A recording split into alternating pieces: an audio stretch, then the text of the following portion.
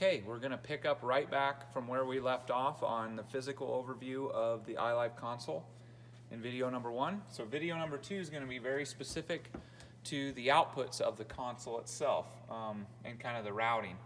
All right, there is a routing, there is a outputs fixed function key right on this lower block here, and two main things will show us all the ins and outs, or excuse me, 3 tabs will show us all the ins and outs that are possibilities in your guys' configuration.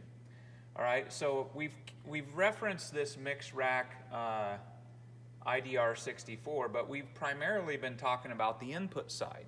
So the output side shows you the grid, shows you the connectors of how we get things out. So if you look up, you know, our subwoofers, our line arrays, our matrix that feed the foyer area, all that, the choir fills, all that cables out of these guys right here, okay?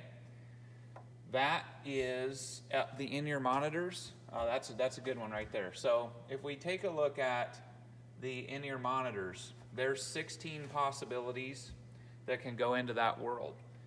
Right now, what I can tell you is H5 through through J4 are those possibilities right in order. So we can tell what is fed 1 through 16 and the source, what they are, to the InEar monitors by going through these one at a time. So that's the red mic, yellow, green, white, brown, orange, black, champ. Okay, so the champ is how we collect all kinds of sources so we don't have to burn up a ton of channels. The drums mono aux mix. Now look at the difference here. Red mic is an input direct out. Input direct out. Input direct out. Why? Because it's one source. It's 1-to-1 ratio. Then when we get over to champ, what happens? Mono aux. Why do we do that? Okay, again, we don't have the economies of scale for the MyMix system. We have 1 through 16 fixed value, and that's it. So we can't put pastor, MC, talkback mic, these kinds of things. We can't chew up tons of channels for that, but it's still relevant to get it in there. So that's a mono aux group. Let's see, where is that? Right here, champ. Okay, so you can mix. If I go down and mix into champ, then I can tell you pretty quickly what all is in there. Talkback, MC,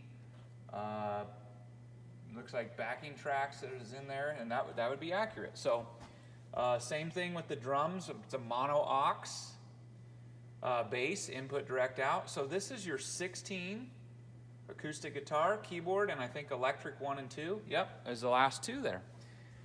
So that's how you feed your ears, and you could change those. You could change those sources. The output source is going to be, or list is going to be much longer because we can literally take anything that this console does, including effects buses, including auxes, matrices, and send them out for a different purpose, all right?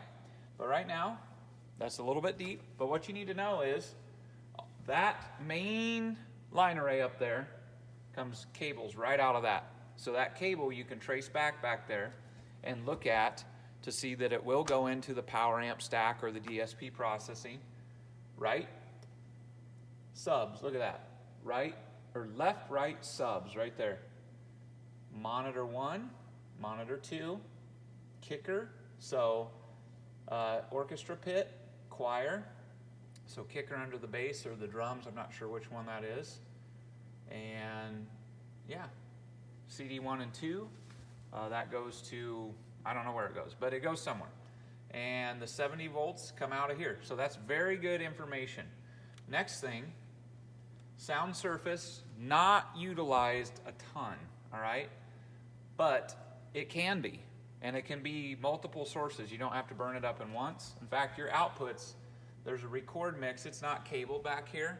I think it may used to go over to the USB thing. I don't know. But those can be assignable as well. And then very important, port B Dante. All right, this is how we get all of our assignments to go out to the tracking rig. So Sanctuary, Computer 3, to Reaper, and then also to Ableton Live. And this is pretty simple.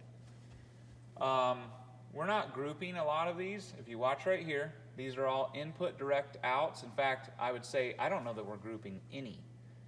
Those are all source instruments of input direct out. I think we might do champ. No, we don't even do champ because we want individual control over everything. Yeah, and talkback aux is the only exception. All right, that includes this talkback and the talkback that's down at the broadcast mixing room. But the process is the same to go, remember, list of 64 in the Dante. So this can have 64 inputs. It can receive 64 Dante inputs. It can receive 64 analog inputs, regardless of combination, but we can only use a total of 64 of any of that combination. So even though, let's walk that back, even though we have 128, over 128 available inputs, we can only utilize 64 of those at any one given time. All right? So 1 through 64, this is outputs, but we can receive those on the preamp side with the inputs. So you can just scroll through this list, see what they are, reassign the same as the mix rack outputs. All the same stuff is there, and we can send out auxes, effects bus, matrices out to the Dante network in any manner that we need to. I hope this is helpful, and thank you.